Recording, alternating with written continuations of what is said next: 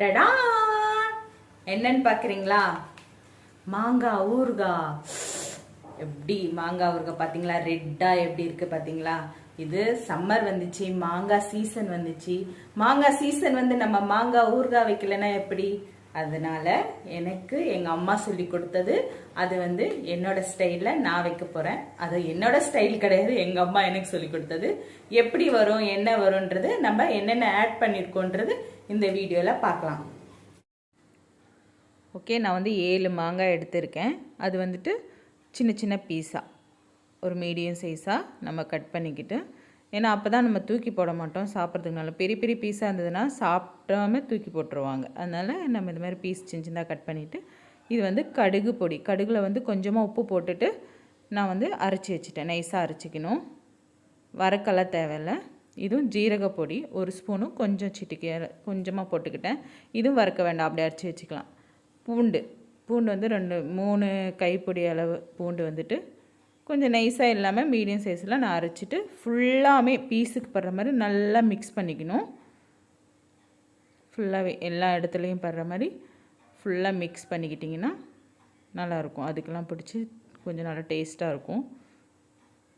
பார்த்திங்களா? இந்த மாதிரி நல்லா மிக்ஸ் பண்ணிவிட்டு நம்ம பக்கத்தில் வச்சிடலாம். இதுக்கு தேவையானது இப்போ நம்ம ரெடி பண்ணிக்கலாம். இது வந்து வேர்க்கடலை எண்ணெய் ஃப்ரெஷ்ஷாக நம்மளுக்கு கிடைக்கும். அது வந்துட்டு 1/2 லிட்டர் நான் காய்ச்சிருக்கேன். 1/2 லிட்டரில் கொஞ்சமாக கடுகு, கொஞ்சம் வெந்தயம், 2 கிளாஸ் மிளகாத்தூள் நான் சேர்க்குறேன்.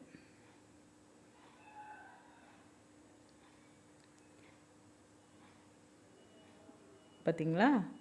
2 கிளாஸ் நான் மிளகாத்தூளும், 2 கிளாஸுக்கு ஏற்ற மாதிரி 1 கிளாஸு. ஃபஸ்ட்டே நம்ம எக்ஸ்ட்ரா போட வேணாம். அப்புறமா நம்ம டேஸ்ட்டு பார்த்துட்டு உப்பு இருக்கா இல்லையா செக் பண்ணிட்டு நம்ம ஆட் பண்ணிக்கலாம். இப்போ வந்து இந்த 3மே சேர்த்து நல்லாமே எல்லா இடத்துல கொஞ்சம் கொஞ்சமாக கட்டி இல்லாமல் ஃபுல்லாகவே மிக்ஸ் பண்ணிக்கணும். சொல்ல மறந்துட்டேன், வெந்தயம் கடுகு போட்டல அதிலே ஒரு கைப்பிடி அளவு நான் பூண்டும் போட்டிருக்கேன். அது வந்து புளிப்பாக காரமாக நல்லா சூப்பராக இருக்கும் சாப்பிடும்போது. அந்த ஊறுகாவோட அதுவும் டேஸ்ட்டாக இருக்கும்னு சொல்லிட்டு அதுவும் போட்டேன்.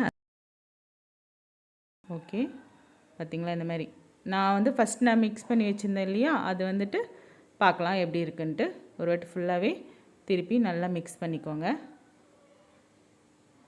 அப்படியே போட வேண்டாம், ஒரு வாட்டி மிக்ஸ் பண்ணிவிட்டு இப்போ நம்ம மிக்ஸ் பண்ணி வச்சுருக்கோம் இல்லையா அந்த மிளகாத்தூளும் எண்ணெய், அது வந்து இதில் போட்டுட்டு, அதில் போட்டால் பத்தாது, அதனால் இதிலே நம்ம போட்டுட்டு ஃபுல்லாகவே மிக்ஸ் பண்ணிக்கலாம். இதுவும்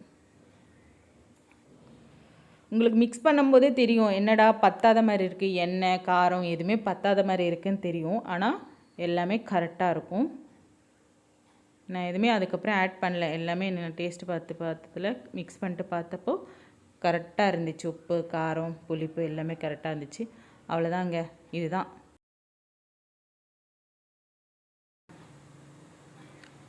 மாங்காய் ஊறுகாய் ரெடி. இவ்வளோதான். இது எப்படி இருக்குன்றது நீங்கள் ரெடி பண்ணிவிட்டு எப்படி இருக்குன்னு கமெண்ட்டில் சொல்லுங்கள். பிடிச்சிருந்தால் லைக் பண்ணுங்கள், ஷேர் பண்ணுங்கள். மறக்காமல் என்னோடய சேனல் சப்ஸ்கிரைப் பண்ணுங்கள். Ravi stream media. இது மறுநாள் பார்க்கலாம். பார்த்திங்களா? இந்த மாதிரி கிரேவி வந்து எப்படி வந்திருக்கு சூப்பராக. இப்போ நம்ம ஒரு டப்பாவில் போட்டு வச்சுட்டு ஃப்ரிட்ஜில் வச்சுட்டு தேவையான அளவுக்கு எடுத்து நம்ம சாப்பிட்லாம். பாய். மாங்காய் ஊறுகாய் எப்படி இருக்கும் டேஸ்ட் பண்ணி பார்க்கலாமா? கொஞ்சம் சாதம், மாங்காய்,